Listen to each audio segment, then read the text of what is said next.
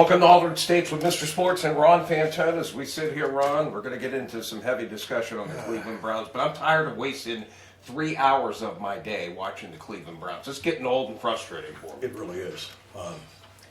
It got old a long time ago, don't you think? I mean, we should be used to it by now. How embarrassing. You know, I mean, what an embarrassment to be a fan of the Browns. You know, I mean, at this point. And then on top of it, I'm sitting with these two crazy Ravens fans who are doing dances and going like this. I don't know why people like to pick on the Browns when they're down. But we're going to elaborate a little bit on the dysfunction between Baker Mayfield and Odell Beckham and what's going on there. Either they're going to get on the same page or they're not. And so far, at least through one game, they have not. And they didn't all of last campaign either. You know what really bothered me on Sunday, too, is the fact that Kevin Stefanski kind of let me down in this way, that the way they force-fed the ball to Odell, no matter what. I thought at least that would go out the window. But you know yourself toward the end of the game, and any Browns fans watching that game, that at the end it was garbage time and it was just forcing the ball to him just to try to make the prima donna happy. You know, I felt before, even before this game, about Odell Beckham Jr. And now rumors are that he's on the trade market, and it couldn't come fast enough for me. Well, we're going to get into that in a lot more detail. Also, as we record this, the Big Ten announces that October 24th they're going back into action. Good news for Ohio State fans. It really is, yeah. October 24th, and the Wisconsin AD or whatever that is the spokesman said that later on this week, and this is Wednesday, so later on this week the schedule, the official schedule will be out. It's going to be an 8-game schedule and a Big Ten championship game as well. And how many Big Ten teams are ranked in the top 25? It's a record incredible number this year. So we're expecting big things out of the conference. Yeah, real quick, we had jotted this down before the show. College football so much better now that the Big Ten is part of it. As everyone knows, but this year is extreme because in the top 25, you have Ohio State at number 2, Penn State at 7, Wisconsin 12, Michigan at 16, then Minnesota at 19, Mr. Sports, and then Iowa at 24. That's a lot of teams in the top 25. In the meantime, I also have a bone to pick with you. The more and more I see of our return and the Mike Clevenger trade with the San Diego Padres, I'm still ticked about it. Ron, you can say whatever you want. It just seemed like it took the air, the life out of the team. Our only chance was for a strong pitching staff. Certainly we didn't have the viable hitting to get through the postseason. But you can't trade away a pitcher like Clevenger when you're sitting really nice and pretty in the American League Central Division. That's what they did. They didn't get any help for 2020, so it's another wasted year for Indians fans who, again, have to rally around the cry, wait until next year. And by the way, Clevenger coming off a shutout performance for the Padres. Big deal. The reason it's so bad for the Indians is because of their hitting. Okay, they still have enough pitching, quality pitching, that even a slightly below average hitting ball club would win 8 out of every 10 games. But yeah, you're right. That's why they're amidst a even do 7-game losing streak right now. So- They're red hot. So I'm not going to tie it into Clevenger because that's a convenience for you right now. No, they were sitting real pretty in the Because division. all I did was say Pitching heavy, and they still can't hit because they didn't get any bats back, and you trade away one of the top 3 pitchers in the American League over the last 3 years. Makes total sense to me. Sorry about that. Hey, let's play a one-hit wonder and do an Altered State music pick of the week before we expound on the Browns and their difficulties and looking ahead to Thursday night's game with the Cincinnati Bengals in prime time. This from the spring of 1972, Mercury Records, a one-hit wonder from the 1970s. Ron, I'm sure you spun this song many times during your morning show. Trials and tribulations throughout all the years. Title track and same just album. get on with it, will you? Yeah, there you go. Number 15 on Billboard. Ironically, the artist was named Daniel Boone, and the tune is Beautiful Sunday. He was born Peter Charles Green in Birmingham, England. He re-released this tune There it in goes. Japan 4 years It later just in flew out. 1976. That earpiece And it just- still ranks as the best-selling single by foreign artists in that country of Japan. Of course, he was named on stage for the American folk hero. Let's enjoy this 1972 one-hit wonder, Daniel Boone, and a little bit of Beautiful Sunday. Sunday morning, up with the lark. I think I'll take a walk in the park. Hey, hey, hey, it's a beautiful day. I've got someone waiting for me. And when I see her, I know that she'll say, hey, hey, hey.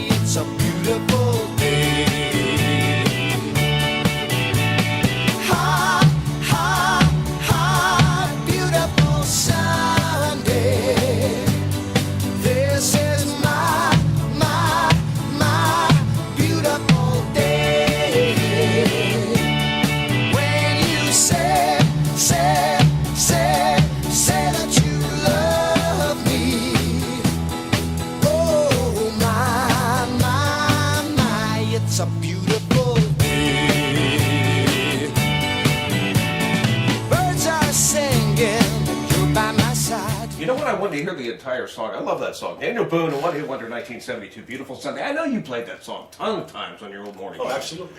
Absolutely. Well, let's talk about the Browns. 32-point separation. It was the worst loss in Week 1 of the NFL. No team lost by more than 14 points, and the Cleveland Browns were beaten by 32 handily, 38-6 by the Baltimore Ravens.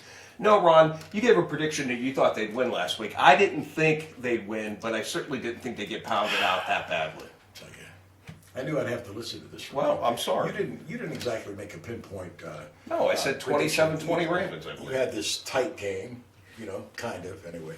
But you were a lot closer than me, certainly, yes, and to your credit. But I can't figure it out. I can't figure the Browns out. And don't tell me that you can. I mean, you no longer know what to expect. Well, you go into Baltimore, there aren't any fans. So I'm like, you're taking away the home field advantage for the Ravens. That's a good thing for rookie left tackle like Jedrick Wills. That's a good thing for Baker Mayfield trying to get back on his feet again. That's a good thing for first-year head coach Kevin Stefanski. And none of it seemed to matter. Ravens had total control of that game for the most part. Totally dominated the game. But there are key situations in a football game, like most folks know, that when you finally drive down the field and you get a touchdown and you make it 10-6, and then you clank that extra point. Oh. I mean, so much momentum is lost, when that happens. When you're driving again and you're still in the ball game at 17-6, and you're going down towards another score, and you're overrated, overpaid, prima donna wide receiver, can't catch a simple ball, hits him right in the hands for a first down. The drive going. It killed the drive. Just killed it. Momentum changers. And And then killers. Lamar Jackson takes the Ravens right down for Yes. what was really, in all intents and purposes, at the end of the ball game, a first half TD to put it 17-6 when Cleveland, could have been sitting at a pretty position at that time. I don't know if the Browns have this heart, but if they do, and this thing does go down the road and it starts to gel, we don't know. Kevin Stefanski may turn out to be the Browns coach for the next 20 years. I mean, you never know what's going to happen. But what I'm saying is, if this gels and things really get going for the Browns, I just think the opportunity is there for, just for some good. I think Browns fans, like we talked about, just want to see some good football, some good competitive football. Here's one good thing, in looking Stefanski in the play calling scheme with the Minnesota Vikings last year, Kirk Cousins was the quarterback. Kirk Cousins got off to a sluggish start. People were saying he's not seeing the field well. What's wrong with Kirk Cousins? And then he caught on to Stefanski's system. He ended up with the best quarterback rating he's had in his history. So I'm kind of hoping it's a repeat thing for Baker Mayfield. But Ron, I got to tell you, he's on a short leash, and he better produce tomorrow against the Bengals. And the reason I say he's on a short leash is because of the massive regression from 18 to 19, and then the first game again this year. Baker Mayfield said himself in the offseason, I lost my way. And he's not portraying the accuracy which he's known for. If there's two things Baker Mayfield has, it's accuracy and confidence. And I don't see either of those elements in him right now. Not at this point, but I don't think the leash, my own opinion is, I don't think the leash is anywhere near as short as you think it is. I think the Browns are still sold on Baker Mayfield as their franchise quarterback. As an organization, I think that's the reason that you're hearing things about Odell being shopped. If they were not sold on Baker Mayfield, they would not be shopping Odell Beckham Jr. It's that simple. So I don't think the leash is as short. I agree, there's some things, but there's some extenuating circumstances also, from the year of 18 to what happened with Freddie Kitchens and all the different things, and then this year with the pandemic and basically no preseason games and a brand new, every team with a brand new coaching staff bit the dust on the first weekend, because not only is that a difficult task anyway, it was in particular more difficult this season. With all of that being said, the Browns are an embarrassment. They were an embarrassment on Sunday. Yeah. And they should have the heart that their fans have. Well, let's talk about the defense. The pass rush was non-existent. The linebackers still can't find a tight end. Mark Andrews had his way with, and the secondary looked particularly vulnerable. They were reaching 2-3 depth level on our defense. You can't have that the rest of the campaign. Myles Garrett was nowhere to be found on that field. Absolutely. Nowhere. And Not neither was existent. Olivier Vernon. It just was ugly. Let's talk about heart for 1 second. If this team develops heart under Kevin Stefanski, like I'm hoping down the road, and then when they get the Ravens in Cleveland again, I would remember, this is just me, but this is how Browns fans think. And they need players that think like this. I would remember the fact the score's 35-6. Okay, 4 minutes left in the football game. And Lamar Jackson is still out there throwing 85-yard bombs down the field. I was thinking the trying same to thing. pile Yeah. up that score. That's all well and good. You have the right to do that. But this isn't college football. You're not trying to pile up a score for a better ranking, okay? Or the committee will rank you higher for the playoff committee, okay? This is professional football. And if the Browns have any heart, they'll remember how they rubbed their frickin' nose in it.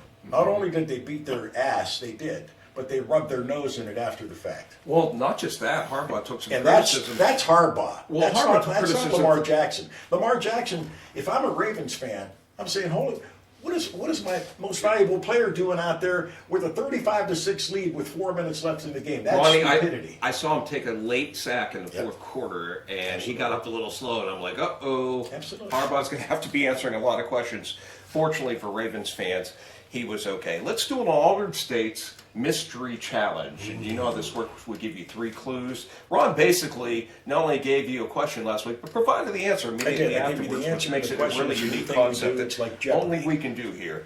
But let's provide you last week's answer, Ronnie, just like you did the week prior. We said that this guy was a 2 years Browns backup quarterback in 76 and 77. He also played with the Bills the following year in 1978. 20 years of dentistry. You said you got a filling done Get by your him. hand out of there. Why are you talking when I'm on screen? I'm supposed to be talking. No, that's Got all the right. Feel camera. free to. What? He practiced dentistry. And, He played his college football at Texas Southern University, which is a small school. which is a very small school, and he is Dr. David Mays, who played for the Browns, and not a bad backup quarterback, and a really good guy too. You know, he had played in the defunct World Football League before that, but you know what he's most known for in a Browns uniform? He replaced Brian Sipe in October 10th, 1976, and they beat the Pittsburgh Steelers Yes. 18-16. So David That's Mays engineered that exciting win. At any rate, how about this week's Altered States Mystery Challenge? How about it? You're 3 doing new it this clues. week. Well, this guy pitched Major League Baseball from 1970 through 1977. That's kind of a scant clue. It's not going to give you too much to go on there.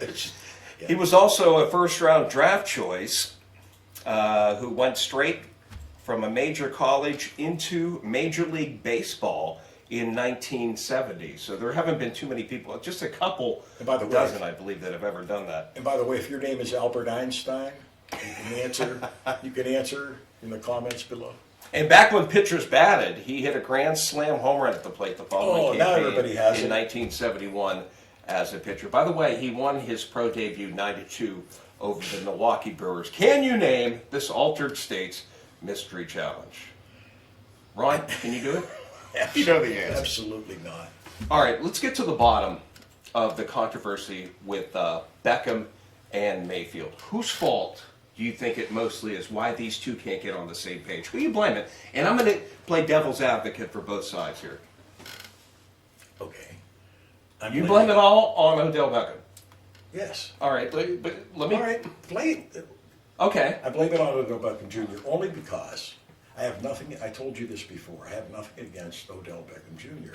It's the fact that he's a prima donna. He came from New York City. The Giants knew what they were doing when they got rid of him. Ever since he walked into the Berea, Ohio, the training facility of the Cleveland Everything's Browns, gone south. Not everything. Baker Mayfield has gone straight down the tubes. I agree with you. And it's more than just a magical coincidence, okay?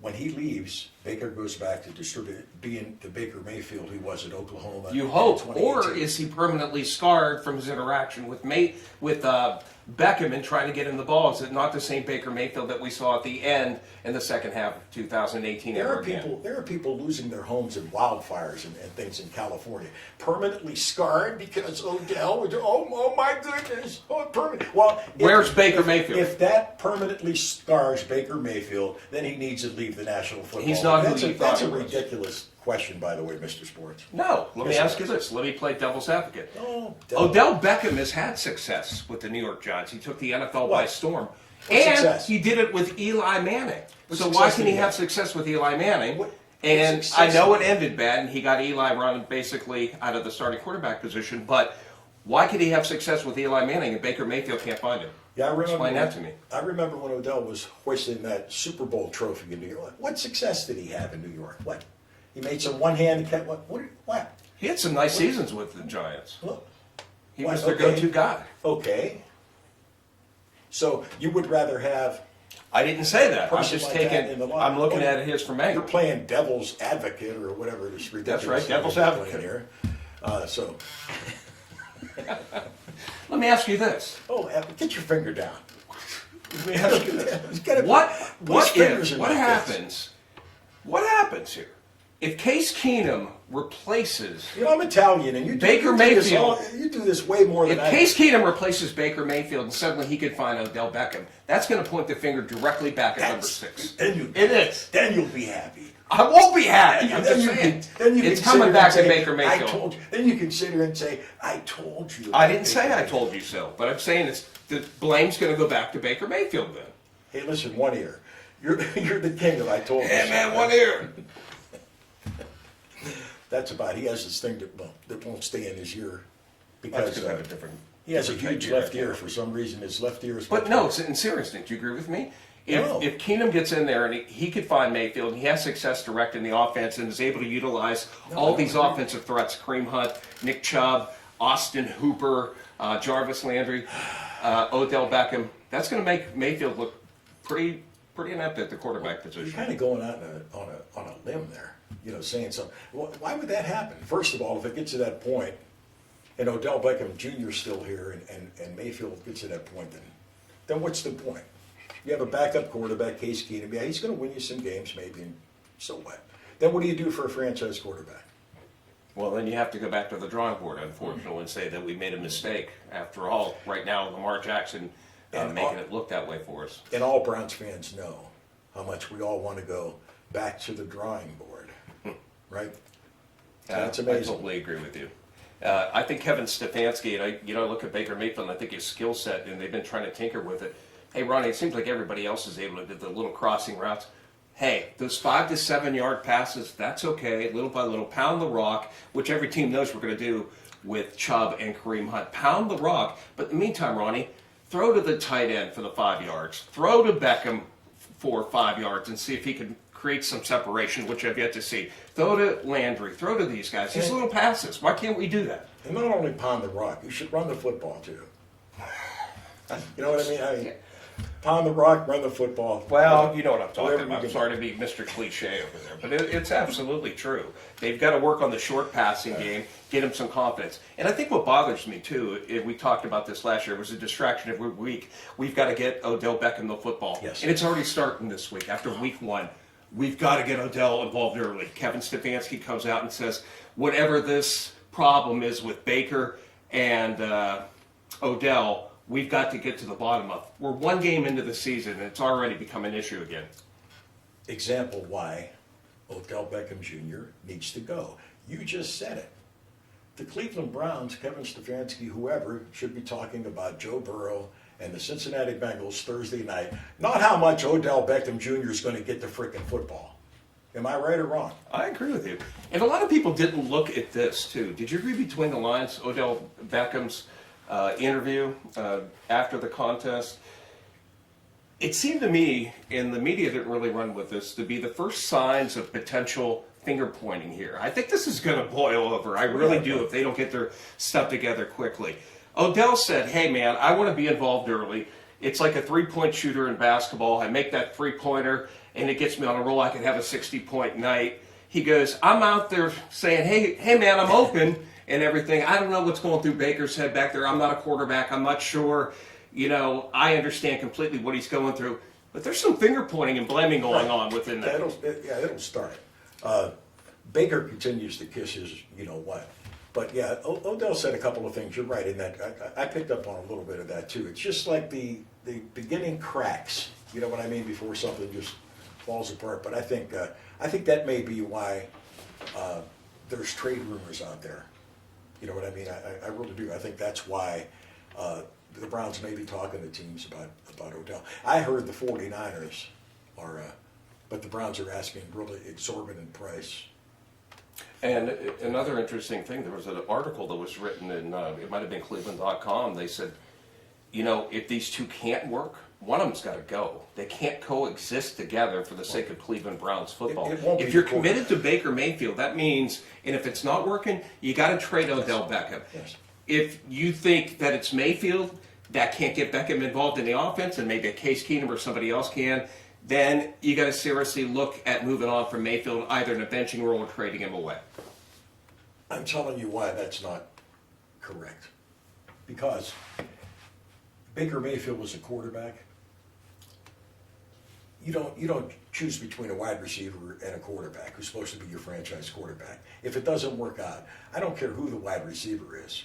In a value chart, you're going to trade the wide receiver. Your quarterback doesn't even come into play. I mean, it just doesn't happen. It doesn't happen that way.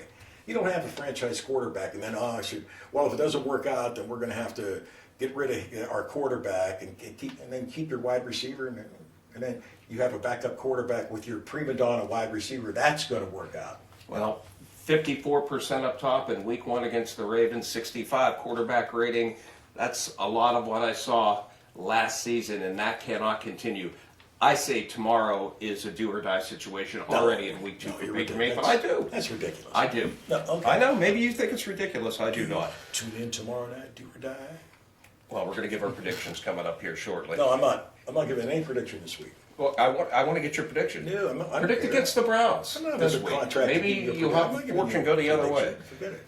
Well, we're going to go back to that same year we did with our first offering. The year was 1972. It's on Bearsville Records. It was the Masterpiece LP, Something Anything. The great Todd Rundgren on this wrote, produced, played every instrument, did all the vocals, hit number 16 on Billboard. Most people remember the ballad Hello, It's Me, which he first did with his prior group called the Nazz. But what a lot of people don't know about Todd Rundgren, too, is what a great producer he was with artists like Meatloaf, the New York Dolls, Grand Funk Railroad, just the list goes on and on. He once told me, I interviewed him, he said, I could have written and done 100 top 10 songs if I wanted to, but that's not what I wanted to do. I always wanted to challenge myself. He said, that would be excessively boring to me. Let's take a listen to a Todd classic that hit number 16, going top 20 from 72, Something Anything. This one's called I Saw the Light on Altered States with Mr. Sports and Ron Fantone. Last night, I was feeling something wasn't right. There was not another soul in sight. Only you, only you. So we walked alone, though I knew that there was something wrong, and a feeling that feels so strong about you. When you gazed up at me, and the answer was plain to see, 'cause I saw the light in your eyes, in your eyes. Though we had our fling, I just never would suspect a thing, till that little bell began to ring in my head, in my head. Todd Rundgren, Something Anything. I always like that song, I Saw the Light. Most people remember Hello, It's Me more, but that one from the same LP, also another great song. And in the soundtrack of Kingpin, one of my favorite movies with Woody Harrelson. Yeah, one of my favorite Todd Rundgren tunes, no doubt about it. Boy, and he's so deep and intellectual. You know, I told him, I said, which would be your biggest hit in terms of cultural impact? Would it be Hello, It's Me or that one, I Saw the Light? He goes, neither. He said, just from cultural penetrational values and what I was able to get into the listening base out there, he goes, Bang the Drum would be the song because it's Wow. played all over sporting arenas, and that kind of surprised me Yeah, because that's it's a simple interesting. tune. Interesting. Talking about football again, we've got that on our minds. The AFC North, Ron, is a much tougher division this year. Ben Roethlisberger comes back after the injury, throws 3 touchdowns. They beat Detroit, 26-16, but Steeler fans were like, hey, Big Ben's back. You got Burrow, who the Browns will face tomorrow night, the rookie #1 draft pick out of LSU. They said the kid can play, can throw, and nearly beat the LA Chargers, I should say, last week, if not for a botched field goal. And speaking of which, the Bengals go out and sign recently cut Cleveland Browns kicker Austin Seibert to a contract, and it looks like he's going to kick against the Browns tomorrow night. We really did call this. As soon as the Browns cut him, we said, watch Cincinnati pick him up. If for nothing else, to pick his brain. Don't forget that part of it, about the organization that plays and everything else. So teams have been known to do that, but it would be typical Cleveland Browns for Austin Seibert to kick the game-winning field goal. Be carried off the field on prime time. 53-yarder to the booth. Yeah. That can never happen in Cleveland. 59-yard field goal into the dog pound end, which he never hit in Cleveland, by the way. Yeah, I know. 59-yarder right into the dog pound end of the stadium. In the meantime, Cody Parkey missed everything that he tries to put up there. Yeah, that would look really good. But the AFC North's a lot better, so I think it's pertinent, Ronnie, that we even the ledger and go to 1-1. I think 0-2, and you lose to Cincinnati, who a lot of people look to be at the bottom of the AFC North division going in. That can't be this year. We just don't have the margin for error. The Browns 20, Bengals 10 tomorrow night. That's your prediction, 20-10? Yes. I'm going to call 20-17, and I think part of it, too, is I don't see the Browns separating themselves on the scoreboard. Much like Odell Beckham can't seem to separate himself from defensive backs on the field. By the way, when's the last time you saw that guy roaming free? Never. I have not seen it. And when he does get open, drops the football. Or he commits a face mask penalty. Yeah. And then he makes stupid penalties. And these are selfish penalties where it tells me he's not, he can talk all about being a team player all he wants, John, but his actions don't show it. And one thing on Mayfield's behalf, Beckham could complain, and again, I'm playing both sides here. I'm just trying to get to the bottom. If it's one person's fault or the other, believe me. But how come Baker Mayfield has no difficulty giving the ball to Jarvis Landry? But when it comes to Odell Beckham, it just doesn't work. Why is that? 5 out of 6 to Landry. He had no problem getting the ball to David Njoku before Njoku got hurt. Rashard Higgins? Yeah, had no problem with his other receivers. But it's Baker. You think it's... No, you said No, it's... I didn't say that. It's not. But it's one or the other. Because I know it's not Mayfield, okay? I know it's not. So you have complete confidence in it. It don't look like the same Baker Mayfield to me. It just doesn't, buddy. Well, I never thought he would lose his confidence. That's one thing Baker Mayfield had that I never thought would go away. Ever. Not the confidence. And you don't know that he's lost his confidence. How do you know? How do you know? He said it. He goes, I lost my way. I was lost last his year. way. Come with words out of his own mouth. He said he lost his way last year. Mm-hmm. Okay? And he looked like he lost his way on Maybe Sunday so. against the Ravens. Ron, he looks unsure in the pocket. He's reading the first receiver. He's stuck it on one receiver, and he looks too short. He got 2 passes batted down consecutively. Balls are getting deflected. Interception result. He's jittery in the pocket. He's running out of there. You're not Breeze. You're not Russell Wilson. Now he got shorter. You're in the not last couple of athletic. years. You're not. So now he got shorter now in the last couple Well, of I years. think if you think about it, though, he had that success at Oklahoma, but his athleticism, at least at the collegiate level, allowed him to get by, and he could roll out and do that sort of thing. And then at the end of 2018, in the second half of the camp, Ron, he was doing that. He was rolling out of the pocket, but the accuracy was on. He's like, okay, I've had success with this my whole life. Now you want to change my game up. And I think he's struggling with it. I think he's going to make you eat a lot of crow this year. And I'm going to be here to make sure you eat it too. That's fine. I'd be glad to. I want to see the Browns win, first and foremost, let me say that. But there are a lot of things that I'm very concerned about. And they lose to Cincinnati, and heads will roll. Mark my words. Heads will roll. Right. You will rule the day they don't draft Brady You Quinn. can put the finger back wherever you had it. All right, stop it. Okay. Hey, that's going to do it for the Altered States with Mr. Sports and Ron Fantone Show. I'd like to thank our executive Hey, producer. I got to say something to Bill. You want my prediction, don't I you? have to say something to Bill, our engineer, okay? And our producer, Bill. He's done such a great job with this background. Oh, that's terrific. This is our brand new background. This is our first show with it, and except for the little Steeler emblem there, it's beautiful. It's absolutely beautiful, really. I like the brick look. Looks like a kind of tavern look. All we need is I really like do a like big beer mug or really. something. Great job. Thank you, Bill. Really looks nice. Yeah. Hey, I like the Browns win, but I think it's going to be a really close ball game. Okay, At any enough of rate, that. thanks to executive producer Bill Sheets. Thank you for watching. We'll see you next week on Altered States with Mr. Sports and Ron Fantone. Go Browns!